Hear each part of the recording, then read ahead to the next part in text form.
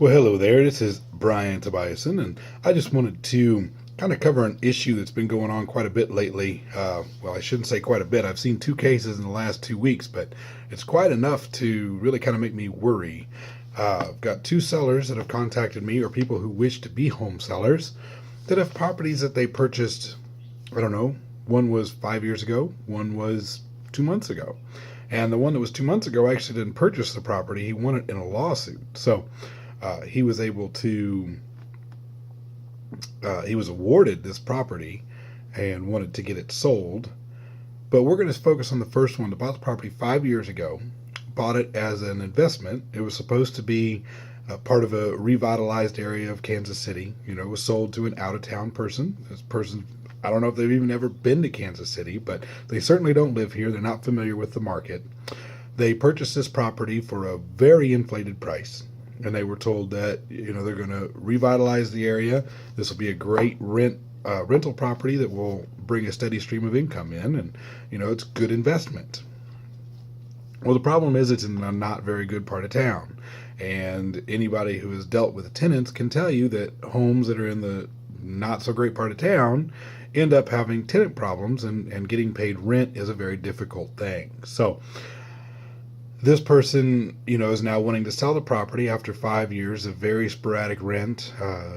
Realizes that he's probably never going to be able to get rent like he should. So he contacts me to list the property. Now, this gentleman is out of town, as I said. He has been trying to sell the property by owner for about $35,000. The property is worth 10, and that's if he's lucky. And he owes, almost $50,000 on the property. So I don't know what he purchased it for, but I know how much he owes against it. And that's, it's horrible. This is someone who believes that a house is worth, $30,000 to $50,000, and it's not worth anywhere near that. And the problem is, a really quick side note, I am a Zillow fanatic. I'm a Zillow fanboy. I enjoy Zillow. I like what they do. I think they are doing a lot to help out the real estate industry. Their Zestimate is really good on 90% of the properties. I would say most of the time the Zestimate is within 10%. These properties, these low-end properties in the not so great parts of town, not just in Kansas City but in other metro areas as well, they can be as much as 300 to 500% off. And that's a significant difference when you're looking at a $10,000 house, but the Zestimate's $30,000 or $40,000, and it happens very frequently. And that's just because the algorithms they don't have a way to decipher bad part of town. So, I think part of the reason that whoever sold him this property was able to do that was because, the estimate shows that it's worth X, and they were going to be revitalizing the area, and surely that's going to make property values go up. In certain parts of the country, gentrification happens very, very quickly, and property turnarounds are not a very long time away. Now, the other person, the one that won the property in the lawsuit, we were unable to sell that property after putting it under contract because there was a unrecorded promissory note from two transfers back. And two transfers back was actually where this gets convoluted. So we're going to say Sally home seller sold the property to investment firm X.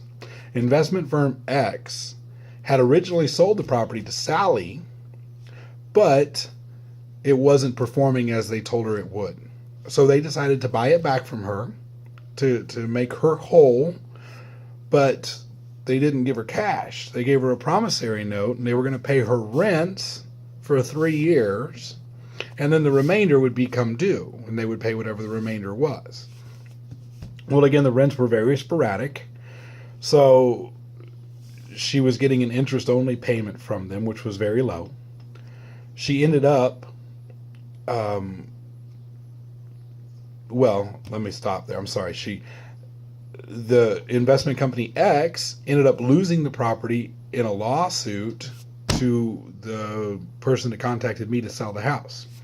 So here you have my client who has a house that he won in a lawsuit with a $40,000 promissory note against it, and it is worth $15,000.